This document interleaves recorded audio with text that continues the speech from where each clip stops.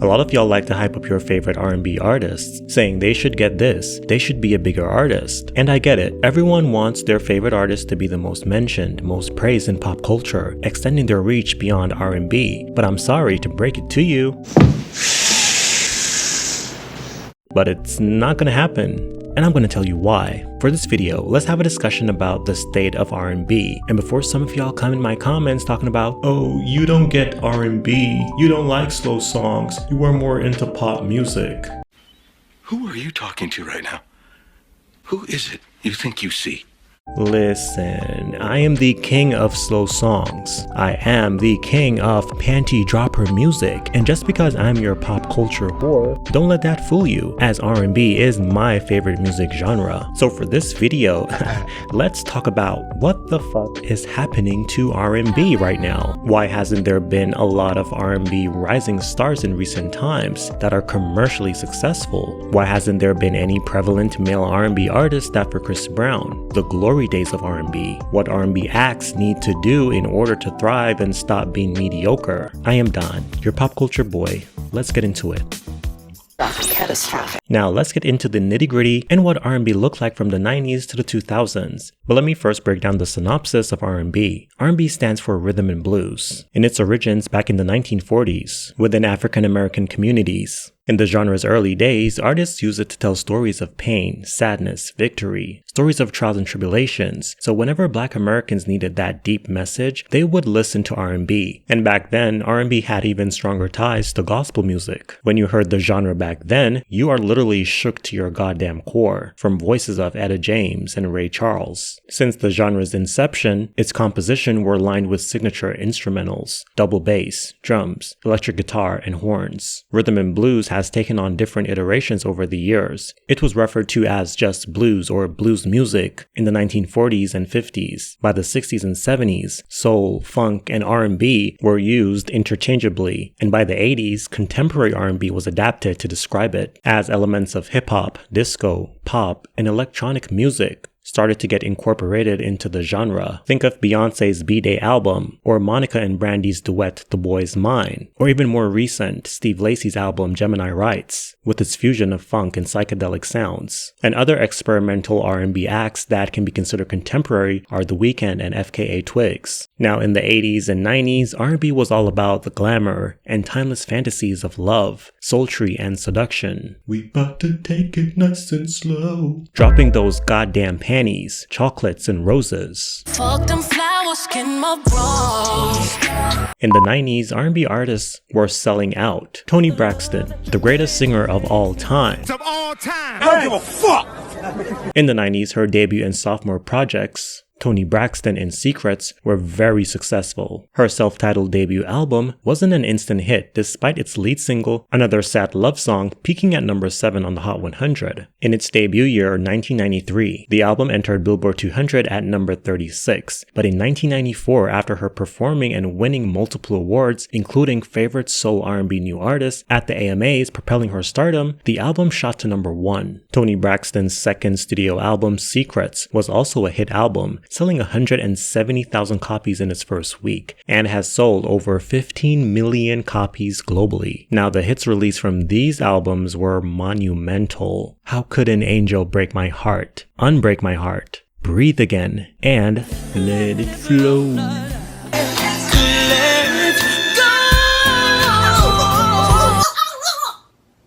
Again, a lot of R&B acts were killing it commercially in the 90s. They had so much impact. Like Boyz II Men. They have one of the best R&B pop songs in the 90s, One Sweet Day, with Mariah Carey. It debuted number 1 on the Hot 100 and spent 16 non-consecutive weeks at the top spot, becoming the song that reigned the most weeks at number 1 at that time, from December 2nd, 1995. To March 16, 1996. A primarily R&B song did that.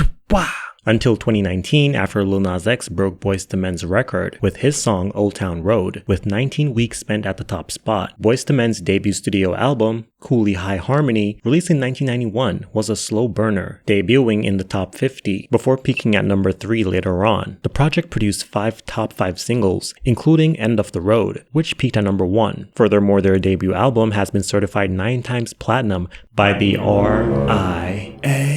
And their third studio album sold 12 million copies in the US. Boyz II Men is definitely one of the best boy bands of all time. I recently made a video about groups and how they don't really exist anymore. Go check that out. But yeah, this is just a few examples of how good and impactful R&B acts were in the 90s. And I could go even further, but this video would be so long. Now in the 2000s, especially early 2000s, R&B artists went into overdrive creatively. I don't care what no one says, nothing beats 2000s R&B. Music overall, no other decades come close to the 2000s musically. Not the 80s, not the 90s. But yeah, a lot of these acts in the 2000s were extremely successful. According to VillageVoice.com, in 2004, 80% of the songs that topped the R&B chart did the same on the Hot 100, an all-time peak for the genre. So artists like Usher and Beyonce would lead the charge in the 2000s R&B. Also Alicia Keys, Ashanti, and Mary J. Blige would contribute to the spike in R&B and hip-hop in the early 2000s. But by 2005, R&B as a sole genre started to decline. Now, despite this decline, acts like Neo, John Legend would keep R&B stable along with the vets like Mariah Carey. Meanwhile, we had people like Beyonce and Rihanna started to shift into more pop/R&B sounds in the mid to late 2000s, especially Rihanna. She debuted as mainly an R&B/reggae artist and then shift and fully immersed herself into pop and rock, diving deep with her 2007's Good Girl Gone Bad project. And we saw Chris Brown, who debuted in 2005 as an R&B singer with more of a hip-hop production. Before we go any further, isn't it interesting that there hasn't been any male R&B artist after Chris Brown? Male R&B is dead, and I've said this in my video on Trey Songz. And yes, there are male R&B artists out there like Lucky Dale, Brent Faiyaz, Sir, Giveon, Khalid, who had a good run in his early career, but has fallen off now. Still killing it with his old music, by the way, but the new stuff, very lackluster. Anyway, they have zero impact. Chris Brown is the last R&B male with presence. No other male has come close to his impact, and this is bad. What this means is that male R&B, or the symbol, is dying. It do have a say. What? It do have a say. Another hot take, but I find it interesting that Chris Brown destroyed the male R&B game. And if you're like, what do you mean by that? Don't worry, I'm gonna explain. But Chris Brown is also the main one profiting from R&B right now. And it's not only Chris Brown, but Trey Songz as well. Destroyed male R&B. But it really started with R. Pissy Kelly. Now let me explain what I mean when I said they destroyed the male R&B game. Let's keep it real. Male R&B is mainly about sex appeal and women. Women also are the main demographic and targeted consumer for male R&B. Then the most influential names in the space start to sully the brand, i.e. R. Kelly, sex trafficker and a pedo. Chris Brown beats women, beats the most beloved women in the world to that, Rihanna, and then Trey Songz, alleged rapist. Like bruh, male R&B is in shambles.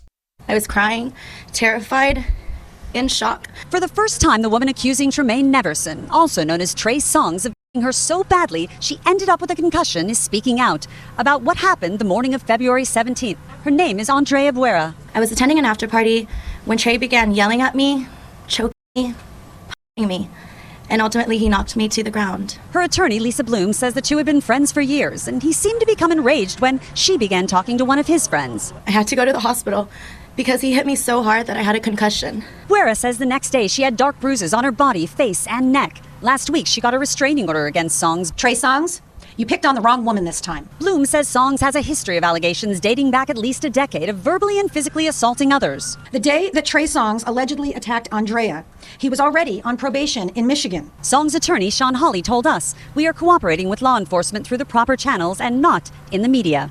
Now, as for Buera, she felt she had to speak out and also has a message for her former friend. Trey, I'd like an apology. I want you to get help. And although I'm not your first victim, I'd like to be your last. Damn! And when you look at these new niggas in the space of R&B, these niggas are confused as hell. The image is confusing now. The music is confusing. They literally have no direction. Even Usher, like, the new music is not it. Just keep performing the old music. No one gives a damn about the new music. Now, in the early 2010s, we saw R&B becoming more alternative with the rise of Frank Ocean, with his cinematic take on the genre. Miguel, The Weeknd, and FKA Twigs also got their claim to fame in R&B in the 2010s. And by the mid to late 2010s, we saw Solange coming into her own with her social neo-soul take. Daniel Caesar also came through in the 10s as well, but had a cringe fall off. SZA emerged and Bryson Tiller rose with his trap soul vibe. Also, Jhené Aiko had her breakthrough in the 2010s with her song that goes, I don't need you, I don't need you. 2010s R&B was a vibe, and the genre rose again because of hip-hop, as both tend to coexist at the same time. If one rises, the other will. But yeah, 2010s R&B was a vibe, but a lot of these people have fallen off. And there's really no hype behind their names anymore. Only a few are still noteworthy.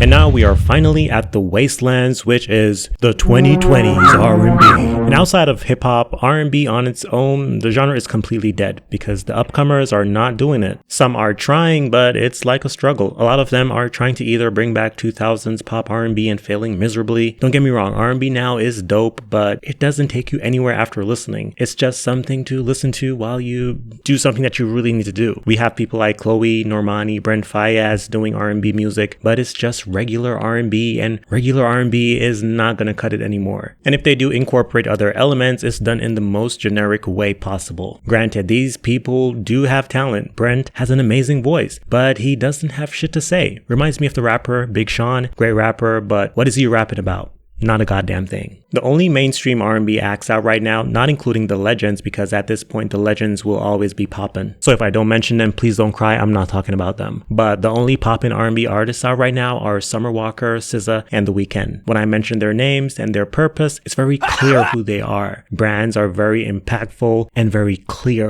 You know what they bring to music, and it's not comparable to anyone else. Summer Walker, she's like the gangster slash hood booger, really. She's very anti-commercial, but very marketable at the same time. SZA gives an out-of-world experience with her music, very eclectic sounds, borderline ratchet songs, but packaged as an essential item. The Weeknd, he helped to pioneer the dark R&B pop sound and has a distinctive voice, but also toxic, disturbing lyrics that gives his brand an edge. Like, he has a lot of disturbing things in his music, almost like a rapper. The Weeknd is also extremely mysterious. No one really knows who The Weeknd is to this day. He really pulled that off in this social media share everything era. So in today's climate for R&B and music, really, it's not enough to have a great voice. In R&B today, you have to create your own sound in R&B. So everyone has to find their own lane to thrive. But that's not happening. Everyone is doing the same things and chasing the same old trends.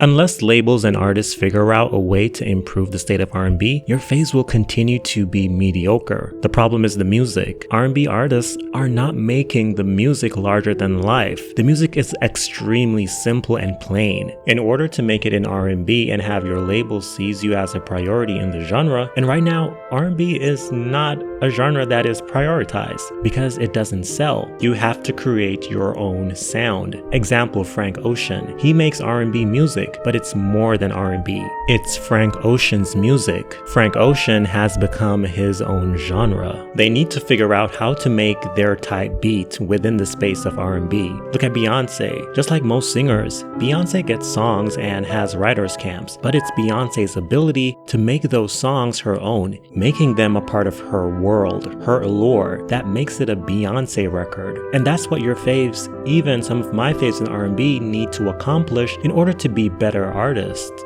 They are boring, mediocre, they are destined to flop, and R&B will slowly cease to exist in the near future if they don't get their shit together. What do you think about this? I look forward to reading your comments in the comment section. I'm Don, your pop culture boy, and I will see you in the next one.